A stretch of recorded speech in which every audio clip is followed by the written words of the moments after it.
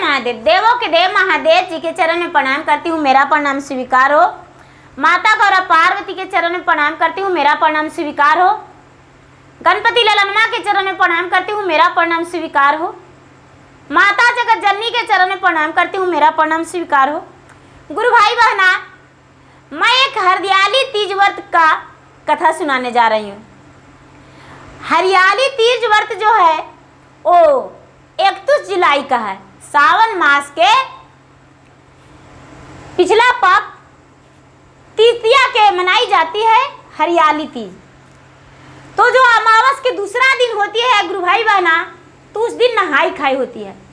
तो नहाई खाई के दिन सबसे पहले पूरे घर को साफ सफाई करते हैं लोग, और साफ सफाई करके और उसके बाद शुद्ध भोजन बनाते हैं। हरियाली तीज के नहाई खाई के दिन कोई तामसी भोजन नहीं बनानी चाहिए, क्योंकि ये जो व्रत है सुहाग अमर की व्रत है। हरियाली तीज के दिन पार्वती और शंकर भगवान के मिलन हुई थी। हरियाली तीज जो है गुरु भाई बहना, ये सुहाग की अमर के लिए मनाई जाती है।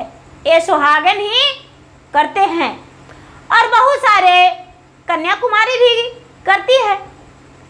तो चलिए गुरु भाई बहना, हमें कथा की ओर बढ़ते हैं। शंकर भगवान से जब दूर हो गए थे पार्वती, तो पुनर्जन्म लिए थे। तो पार्वती अपने शंकर भगवान के मिलने के लिए 12 वर्ष तपस्या किए थे, पर्वत पे तपस्या किए थे। और बहुत तपस्या के बाद शंकर भगवान पार्वती से मिले। जब शंकर भगवान पार्वती से मिले तो शंकर भगवान की जटा के पानी पार्वती पे जब गिर गया तो पार्वती को लगा कि मेरा तपस्या पूरा हो गया है। शंकर भगवान ने जब पार्वती से मिले तो इनसे बीती हुई बातें बताने लगे, कहने लगे। वही हरियाली तीज के दिन जब मिलन हुआ तो बताने लगे उनके पूर्व जन्म की कहानी कि हे पार्वती, आपके पिता मुझसे बहुत नाराज थे।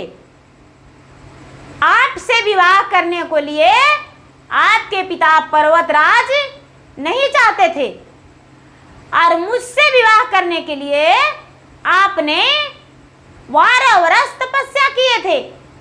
और 12 वर्ष तपस्या के बाद जब मेरा मिलन हुआ पर्वत पे, तब आपने बोले कि हम आपसे विवाह करेंगे। तो उस समय पृथ्वी पर सिर्फ जल ही जल चारों तरफ था, और ब्रह्मा जी और विष्णु जी और नारद सब जो थे गवाही में थे कि इनका शादी होना चाहिए शंकर भगवान से। लेकिन आपके पिता ने विष्णु भगवान से विवाह तय कर दिए, और जब आपके पिता ने विष्णु जी से तय शादी कर दिए पर्वतराज, तो आपको पता चला तो आप पूरा जोर जोर से रोने लगे अपने पिता के पास, और कहने लगे कि पिताजी, मैं पूरी उम्र कुमारी रह जाऊंगी, लेकिन मैं विष्णु जी से शादी नहीं कर सकते हैं। और ऐसा कहानी सुनाए तब आप, जब आपके पिता शादी विष्णु से तैयार किए शादी करने के लिए, तो आप जब इनकार कर गए तो आपके पिता ने बोले कि तो कौन ऐसा वर ढूंढे जिनसे तू विवाह करेगी। तो पार्वती, आपने स्वयं मेरा नाम लिए कि हम शंकर भोले दानी से शादी करेंगे।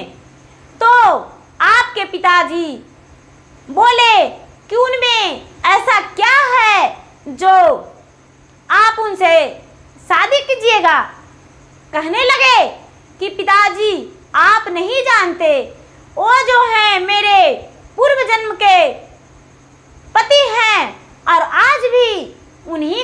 पति स्वीकारेंगे।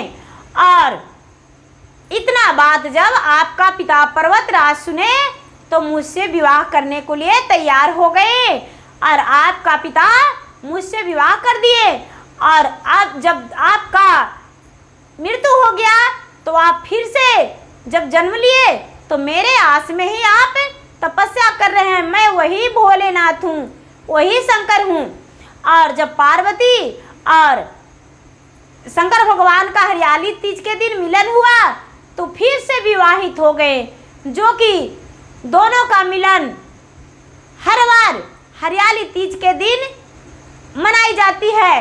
और लोग हरियाली तीज के नाम से जानते हैं और हरियाली तीज के नाम से व्रत करते हैं। हरियाली तीज तो जो है सुहागिने के लिए बहुत अति फलदायक व्रत है और हरियाली तीज सभी सुहागने को करना चाहिए। हरियाली तीज में धूप, दीप, नैवेद्य, 5 रंग के 5 रत्न फल और अक्षत, और जैसे हरतालिका तीज करते हैं उसी तरह, लेकिन हरियाली तीज में फूल पूरे कलश में लगाई जाती है और चौका भी फूल से ही सजाई जाती है। बिना फूल का चौका सजाए हुए हरियाली तीज व्रत पूरा नहीं होती है। इसलिए हरियाली तीज में पीला फूल का प्रयोग करना चाहिए और पीला फूल से भगवान का पूजा करना चाहिए।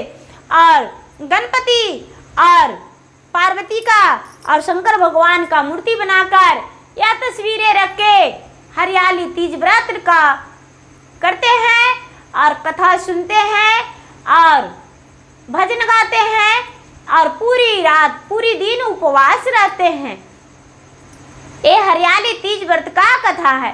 तो गुरु भाई बहना, हरियाली तीज जो है वो सभी सुहागने को करना चाहिए, क्योंकि हरियाली तीज जो है सावन मास तृतीया के दिन मनाई जाती है। तो गुरु भाई बहना, मेरा वीडियो अच्छा लगे तो इसे लाइक कीजिए, शेयर कीजिए, सब्सक्राइब कीजिए। मैं इंस्टाग्राम पे भी हूँ, मैं फेसबुक पे भी हूँ। मेरा फेसबुक पे फॉलो कीजिए, शेयर कीजिए, लाइक कीजिए। धन्यवाद। हर हर महादेव, घर घर महादेव। जय भोलेनाथ, जय भोलेनाथ।